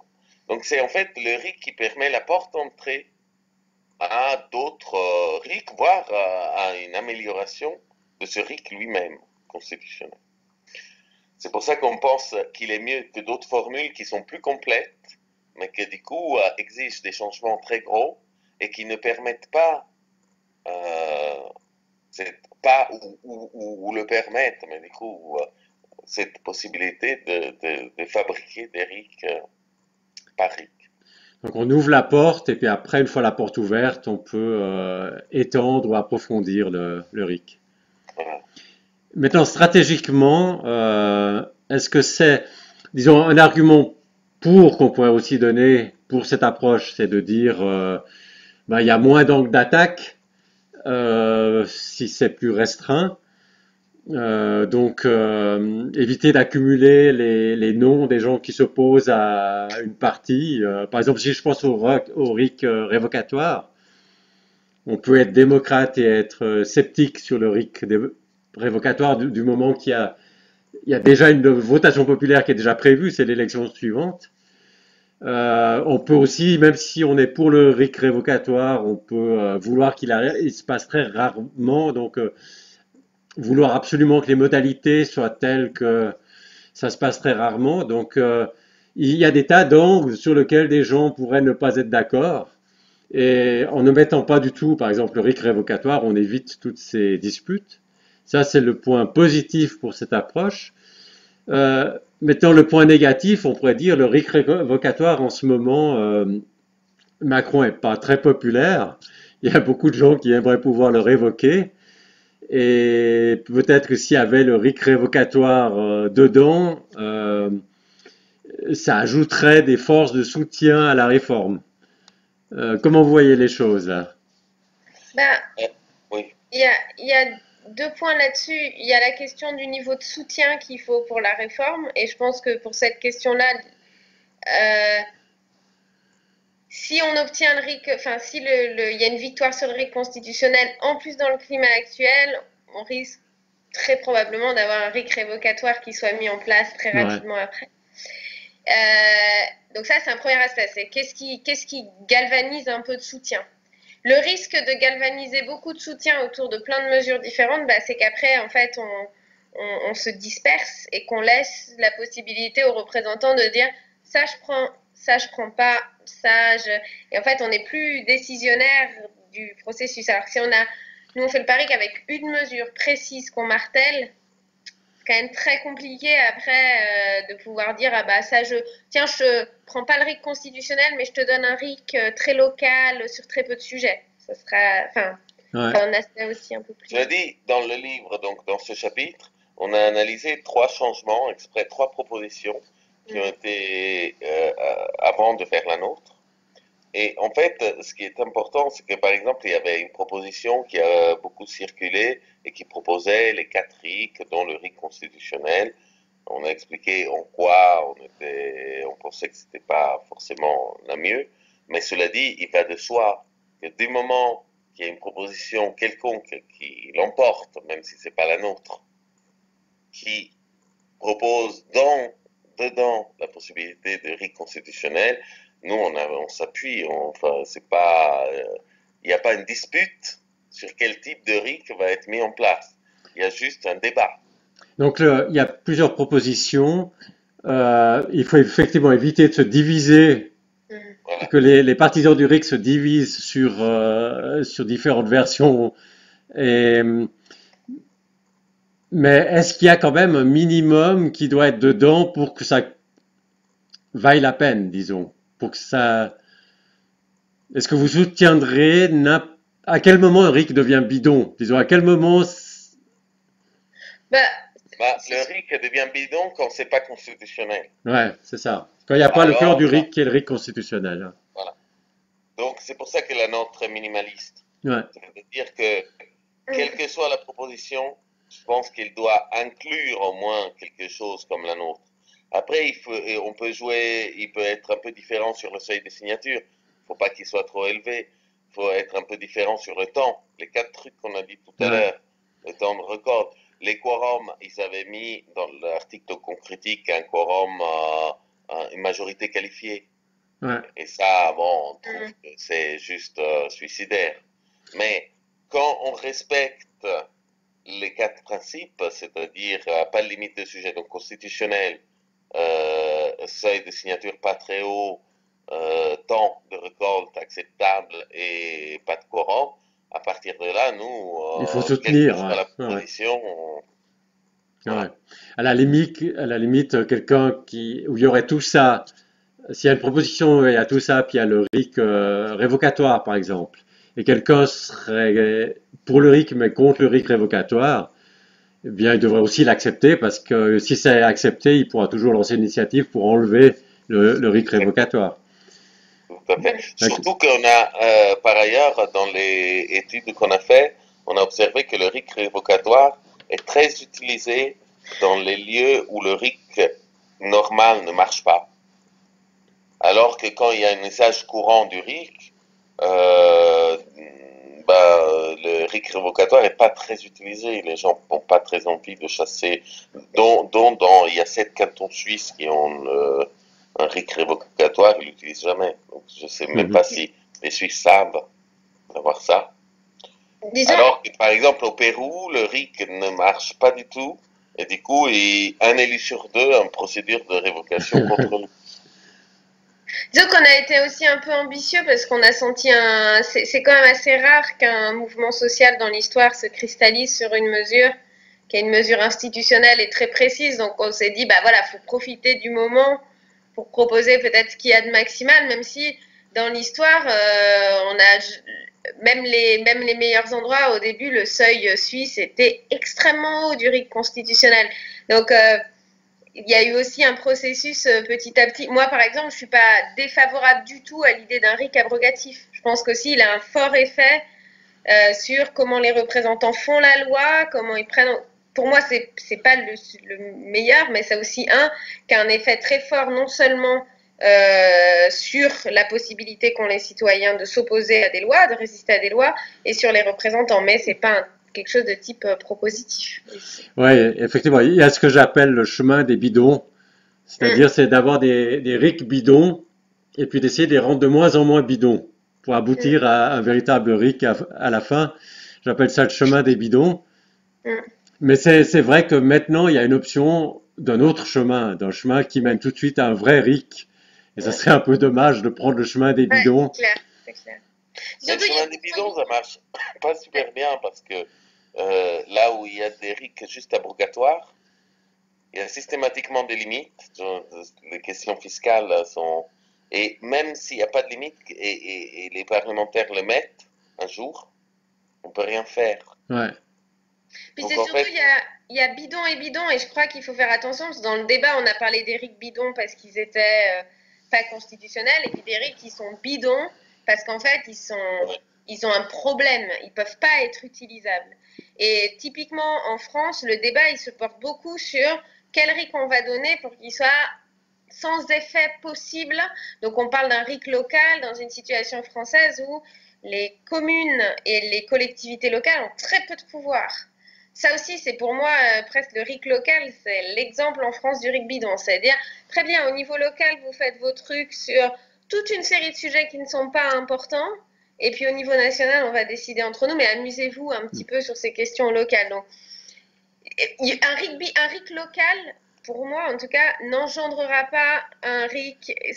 On aura lâché la mesure en disant bah, vous l'avez, de quoi vous vous plaignez, ou un RIC avec très fort quorum sera impossible à utiliser, va susciter de l'épuisement. C'est deux façons d'être un ouais. peu bidon. Ouais. D'autant qu'il faut peut-être expliquer qu'en France, parce que les Français ne le savent pas, et a fortiori c'est plus surprenant pour les gens qui habitent en Suisse par exemple, c'est qu'en France, les communes ou les régions ou les départements, donc, qui s'appellent les collectivités territoriales, euh, non seulement ont très peu de compétences, mais ils n'ont pas la compétence de décider comment ils vont décider. Oui, ça Ça, c'est... c'est la loi centrale qui le décide. Mhm. C'est pour ça qu'ils n'ont pas la possibilité de créer un RIC. C'est la loi qui lui dit, tu as le droit au RIC. Et c'est la loi qui lui dit quelle forme prendra le RIC. Pouvoir décider ce sur quoi on décide, c'est vraiment le cœur du RIC. Disons, le cœur du RIC, c'est le RIC constitutionnel, et le cœur du cœur, c'est cet article de la Constitution qui dit ce sur quoi le peuple peut décider. Donc, Voilà.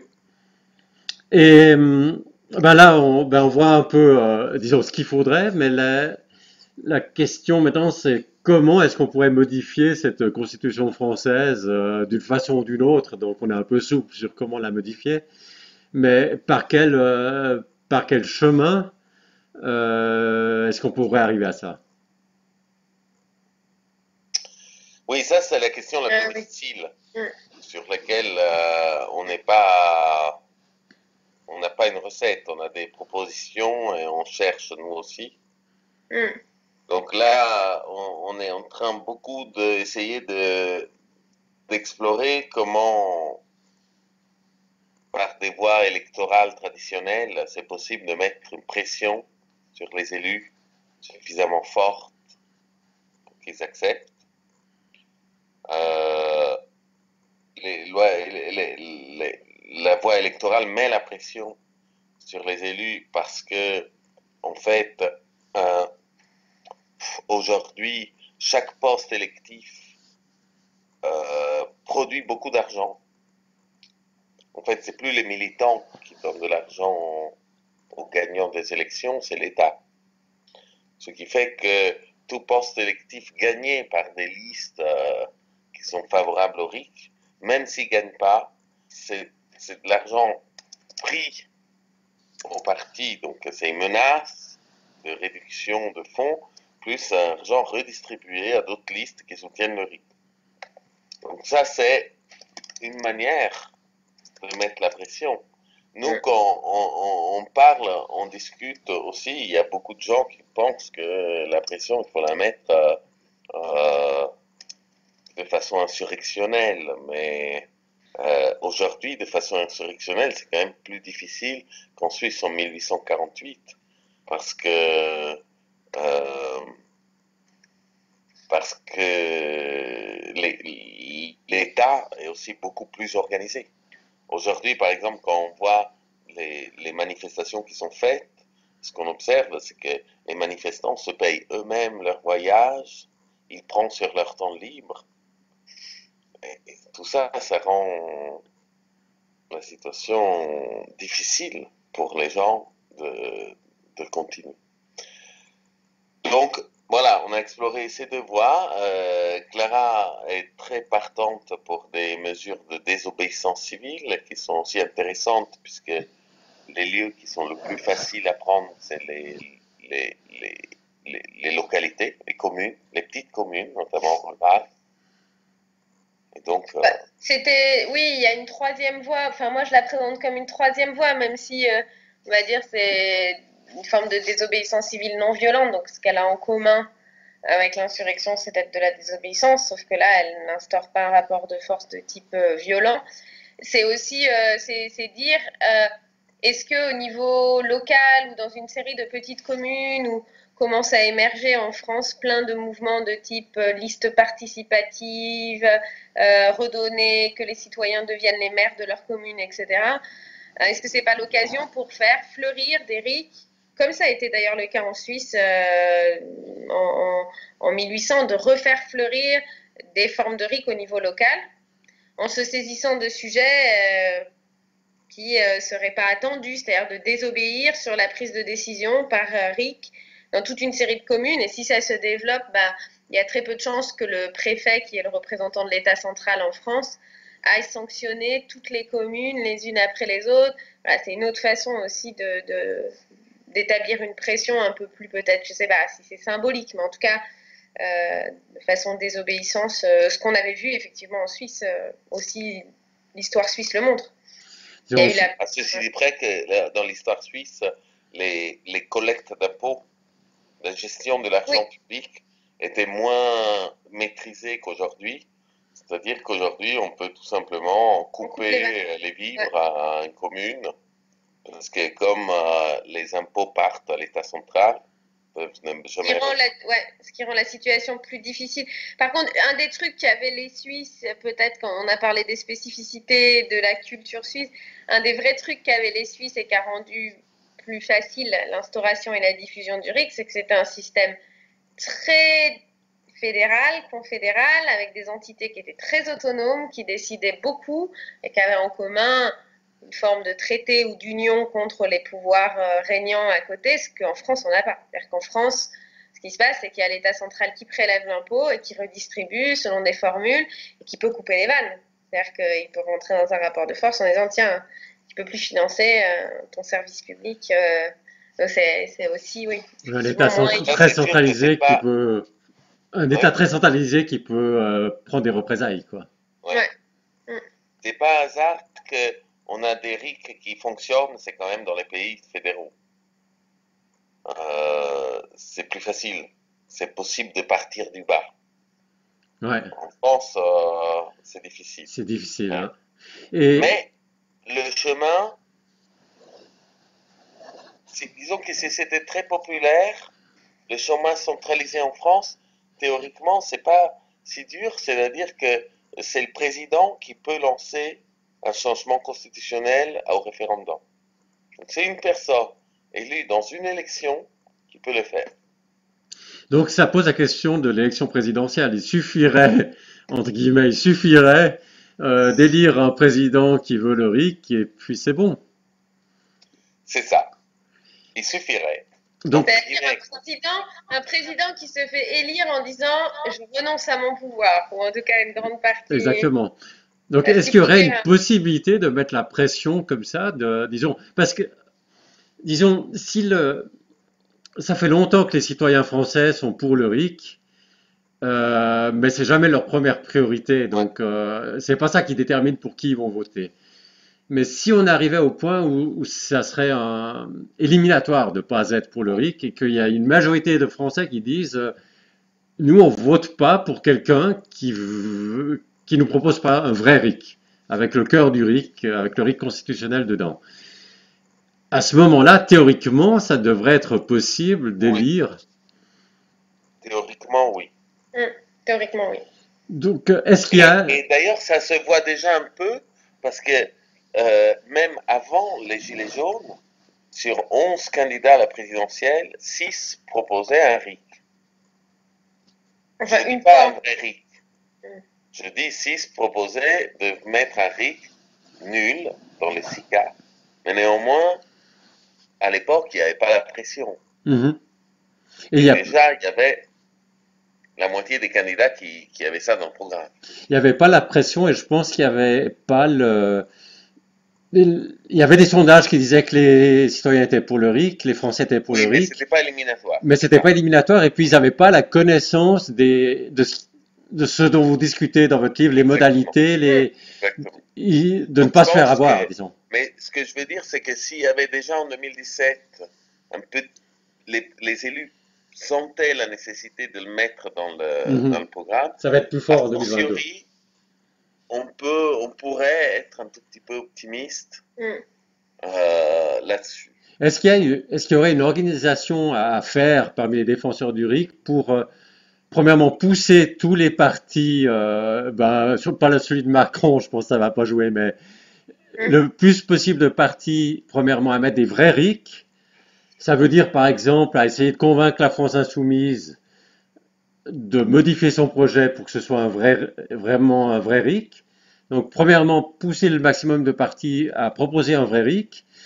Deuxièmement, pousser les gens à refuser de voter pour quelqu'un qui ne propose pas un vrai RIC. Et troisièmement, pour le deuxième tour de la présidentielle, organiser déjà un report de voix entre ceux qui... De sorte que si jamais il y a au deuxième tour Macron contre quelqu'un qui veut le RIC, et qui a promis de façon, disons, solennelle et crédible d'instaurer le RIC, à ce moment-là, que tous ceux qui veulent le RIC votent pour le candidat qui a promis le RIC et ne s'abstiennent pas, disons, et malgré les divergences qu'il peut y avoir sur d'autres sujets.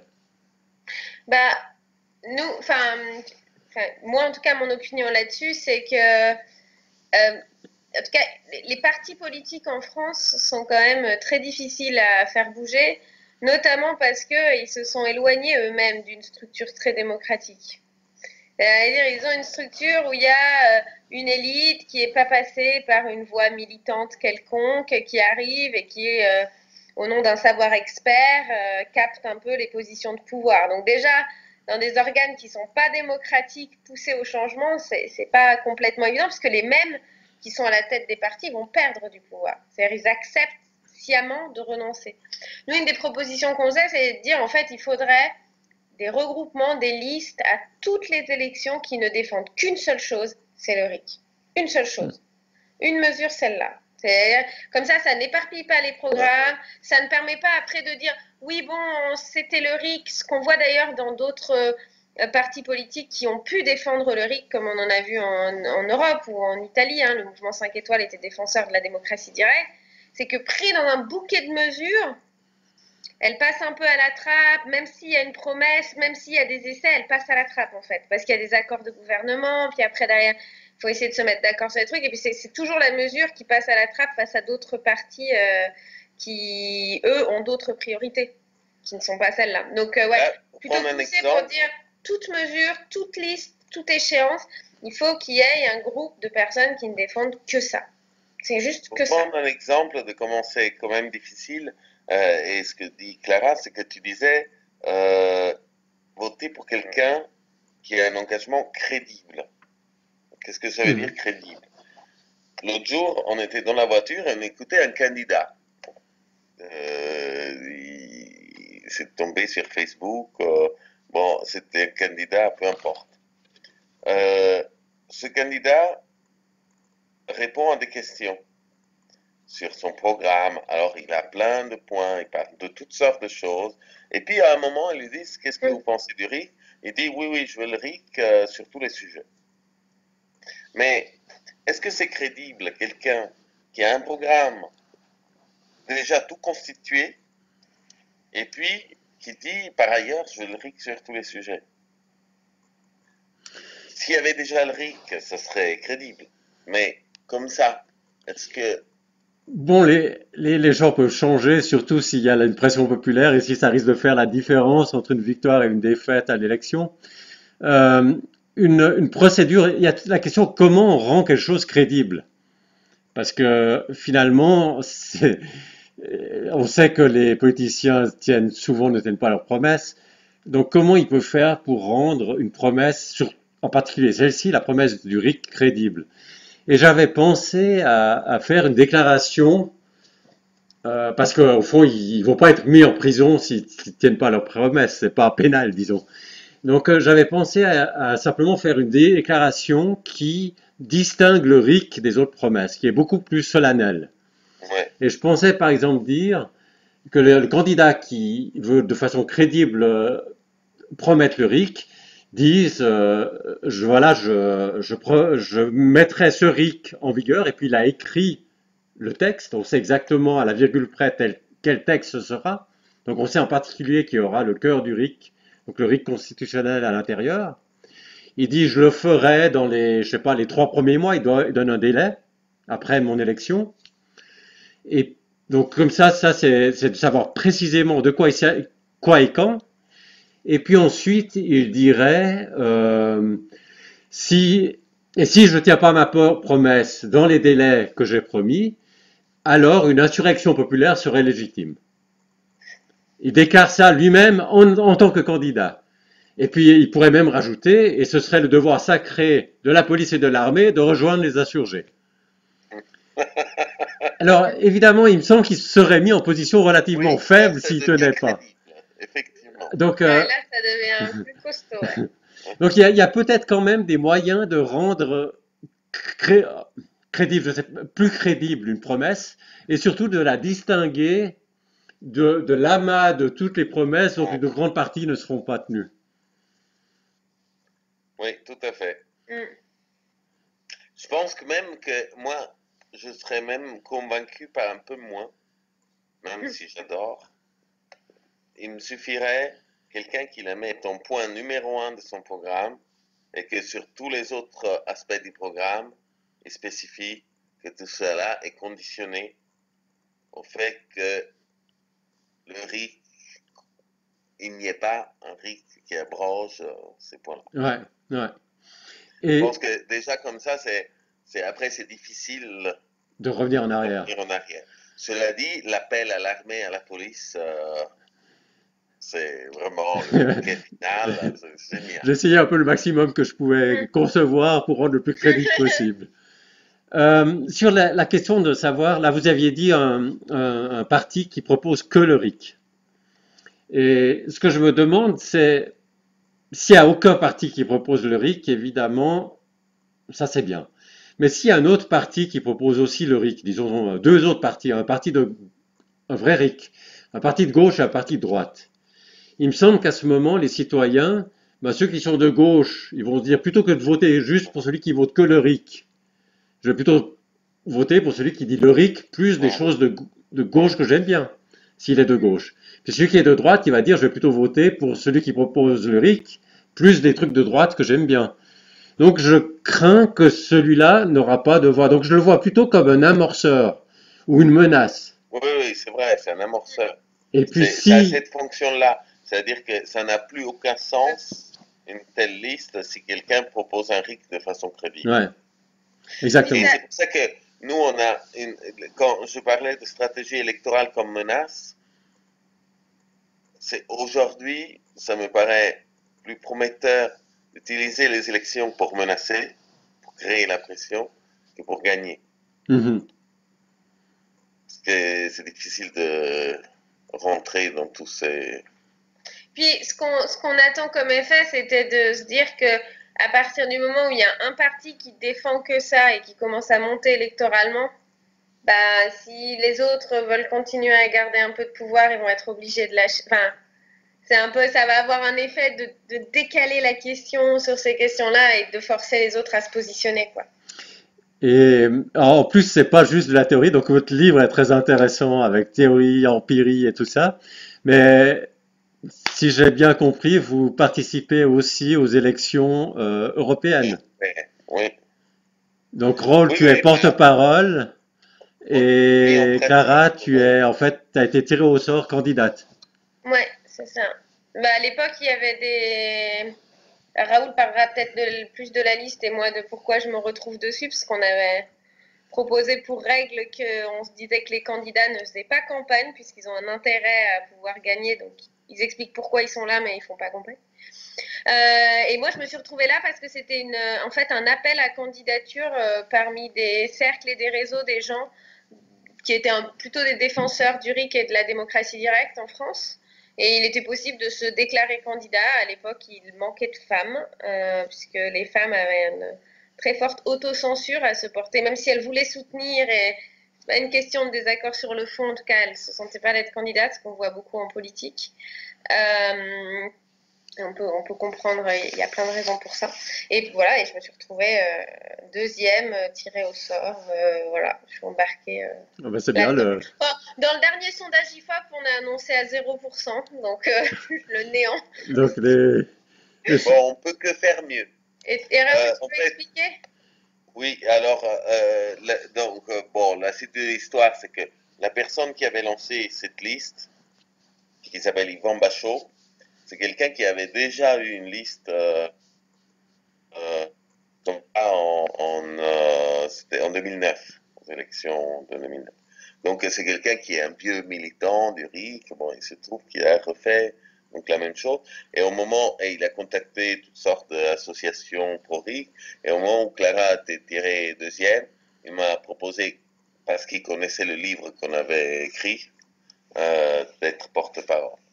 Donc, bon, l'objectif, comment ça se passe aux élections européennes, c'est que déposer une liste est gratuit, mais si on veut les bulletins dans les bureaux de vote, là, il faut payer 500 000 euros. Ah, ok. Donc, là, on s'est lancé un peu tard, on a rejoint cette liste un peu tard. Bref, on n'a Il pas n'y a les pas les outils. 500 000 euros. Ouais. Donc, le résultat, comment on fait pour avoir des votes sans de bulletin? Aujourd'hui, c'est difficile. Bon, déjà, il y a au moins la possibilité d'imprimer le bulletin, parce que c'est A4, et le mettre dans l'enveloppe. Donc ceux qui Mais veulent ça, voter pour vous peuvent imprimer. Il y a mais peut-être vous me sur donnerez le un site, lien, puis je le mettrai en sous ouais. la vidéo. Ils Bon. peuvent cliquer sur le lien, trouver la liste et puis Oui, sur l'imprimer. notre site, c'est pas encore, mais il va être mis bientôt. Sur le site du Mouvement pour l'initiative citoyenne, il y aura le bulletin qui a été validé par le ministère. Ok, Donc ce peut-être bulletin est réglementaire et on peut voter avec celui-là. vous me direz quand vous l'aurez, je le mettrai dans la description de cette D'accord. vidéo.